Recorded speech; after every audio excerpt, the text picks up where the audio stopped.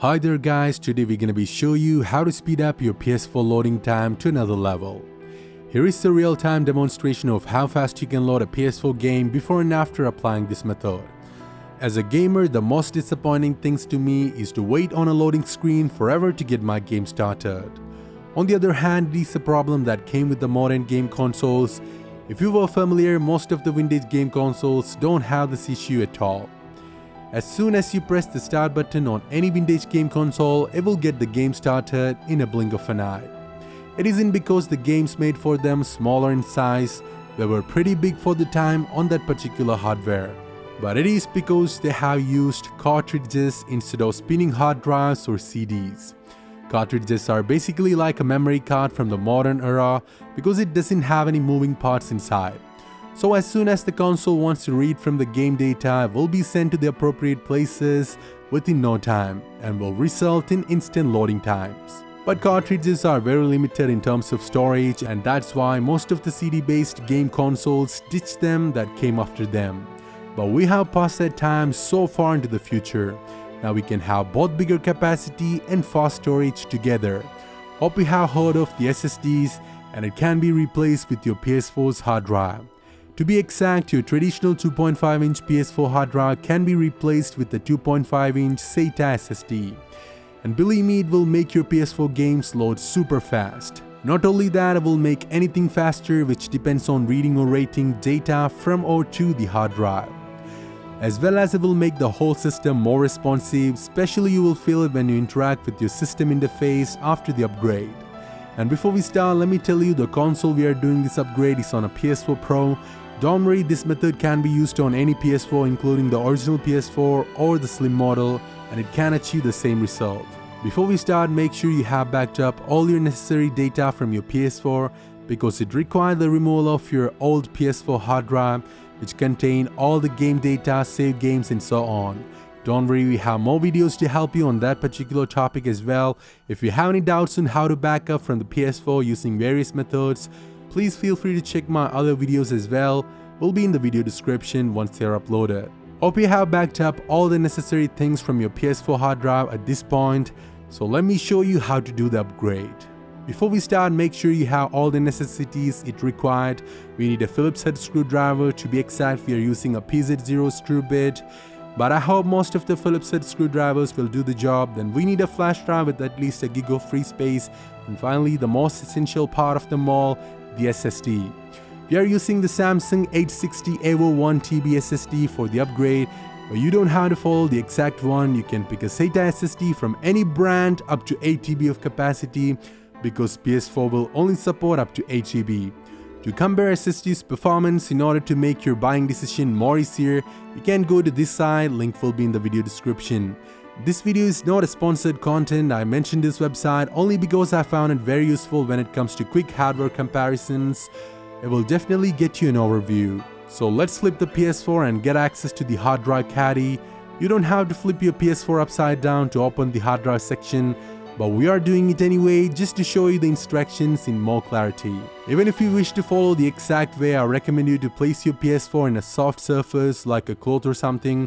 Otherwise it might damage the upper base due to the unwanted substance rubbing against your PS4. And it may leave some permanent scratches to your console, so be sure you are doing this on a soft and clean surface. As you can see, we are on the rear side of the PS4 Pro, so from here you can see the cover which hides the PS4 caddy behind. So gently put your finger into the gap of the cover and push it outwards, which will pop the cover out. And now you can clearly see the hard drive caddy which held in place with a single screw. So go ahead and get the Phillips head screwdriver and gently unscrew it. Now the caddy is free from the PS4, there is nothing else holding it in place. So use your fingers again and pull it out gently, like I'm doing here. Don't rush it out, take your time. As you can see, the PS4 hard drive is fixed to the caddy by 2 screws on each side. So unscrew them one by one in order to separate the hard drive from the caddy. Once you did that, gently slide the hard drive out of the caddy, and now it's time for SSD. Let's get it unpacked and get ready for the upgrade. SSDs are getting pretty cheap at these days. You can get this Samsung EVO 1TB SSD for a little above $100. But for us, we have to pay double the price as compared to the US. I have got this one for around 14,000 Indian rupees, which is equivalent to approx 200 USD at the time of making this video. Anyway, it's still a nice deal. We got used paying double the price for everything, unlike the rest of the world. Anyway, let's get back to the point and continue the upgrade. Once you have the SSD, take the caddy and slide it in facing backside up. Now hold the SSD with the finger while holding the caddy with the rest of them. Now align the screw hole of the SSD with the caddy's hole. Now be patient and place the screws to the screw hole. I found it a little bit tricky at first, so try to spin the screw with the hand at first until it partially screws in. And then use the screwdriver to tighten them, which will make it a lot more easier. Anyhow, put all the screws in one by one until it's hold the SSD firmly and make sure you haven't over tightened them. And please note the screw size of the caddy holder screw and the dry holder screws are different, so don't try to force them in if they won't go in. Make sure you have picked the right screw, and that way we can make sure we are not damaging anything. So you can see we have attached the SSD to the caddy, and now it's time to put everything back inside. Slide the caddy back into the PS4 and push it a little more to make sure the SATA pin and the connector are connected firmly. And please do not put the caddy facing the wrong side. It might cause damage both to the PS4 and to the SSD. Our PS4 is upside down, and therefore we are putting the caddy the side up where you can't see the SSD. If you are doing this with the PS4 in normal position, please do the vice versa. Hope you understood the instructions clearly. Now take the caddy screw and screw it in. Once you did, put this little plastic cover back to the PS4 to hide the caddy like we are doing here. Push it well and make sure you have heard a click, which will confirm the cover is fixed appropriately.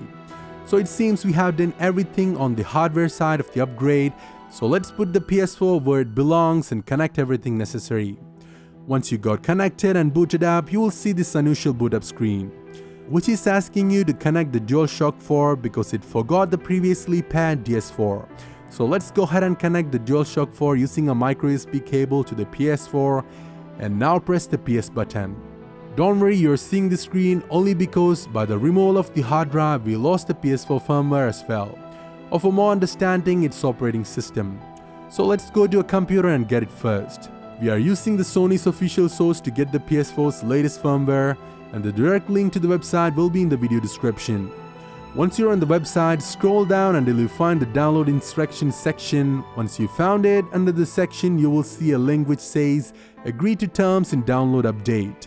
Click on it and it will get the download started. It is a single file which will size nearly 500 MBs, so wait for the download process to complete, and once you finish, go to the download location and copy the file.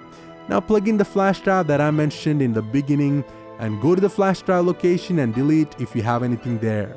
Also, I will suggest a quick format if it's not too much. Now please pay close attention. Once you're in the pen drive, create a folder named PS4 with no space and in caps. Now open it and create another folder inside the PS4 folder named Update in all caps. Now open the update folder and paste the firmware that we have just downloaded. Now make sure it's named PS4 update.pup. I am warning you about this because if you have downloaded something in the same name before to the same location, your computer might automatically change its name, and it will cause an error when we installing the firmware. So please make sure you are doing everything properly. Now you can remove the flash drive from the computer and plug it into one of your PS4's USB port. Now select OK and press the cross button. Now wait for some time and you will be asked, the PS4 will be initialized, all users and all data will be deleted. Are you sure you want to continue? So choose yes and press the cross button, which will be starting the firmware installation process. It might take a while and automatically restart the system several times during the installation. So wait until it finishes and make sure you have a steady power source, and don't try to turn off your PS4 while the process because it will corrupt the system. And there we go, it has just shown the PlayStation logo, and as you can see we have successfully installed the firmware. Now we have to set up the PS4 from the beginning because now it's just like a PS4 that just came out of the factory. I know it's a little hard and time consuming and all that, doing all this hard work just by yourself, but in the end it's totally worth the effort. So reconnect your DualShock 4 controller once again using a micro USB cable and press the PS button. Now the controller is paired permanently, so you can use it in wired or wireless mode for the further initialization process. So let's do it real quick. I'm sure you don't need a tutorial for this setup process because I know it's a pretty straightforward one. So see you once we did.